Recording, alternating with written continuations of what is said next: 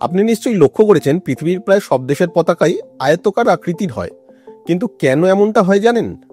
আসলে আয়তকার আকৃতি বেছে নেওয়ার পেছনে বেশ কিছু প্রযুক্তিগত কারণ আছে। প্রথমত, উৎপাদন সহজ। আয়তকার কাপড় কাটা ও সেলাই করা সবচেয়ে সহজ এবং কম খরচে সম্ভব। দ্বিতীয়ত, গঠনগত ভারসাম্য। বাতাসে ওড়ালে টান ও চাপ সমানভাবে ছড়ায়, তাই দ্রুত ছিঁড়ে যায় না। তৃতীয়ত, পোল বা বাড়ে লাগানোও সহজ। পতাকার দণ্ডের সাথে সমান্তরালভাবে বাঁধা যায়, তাই স্থিতিশীল থাকে। চতুর্থত, মান অনুপাত নির্ধারণও সহজ, যেমন 2:3 বা 1:2, যা আন্তর্জাতিক ব্যবহারেও সুবিধাজনক।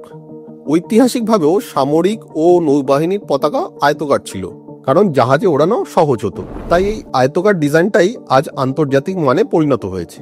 তবে এর কিন্তু ব্যতিক্রমও আছে। নেপাল হলো একমাত্র দেশ যার পতাকা একমাত্র অচতুর্ভুজাকার, দুটো ত্রিভুজ মিলে তৈরি, যা আসলে হিমালয়ের আকৃতি বোঝায়। এছাড়া সুইজারল্যান্ড ও ভ্যাটিকান সিটি দুজনের পতাকার আকৃতি সম্পূর্ণ বর্গাকার বা স্কোয়ার। তবে অবশ্য আন্তর্জাতিক ক্ষেত্রে সুইজারল্যান্ডের পতাকার একটি আয়তকার সংস্করণও মাঝে মাঝে ব্যবহার করা হয়।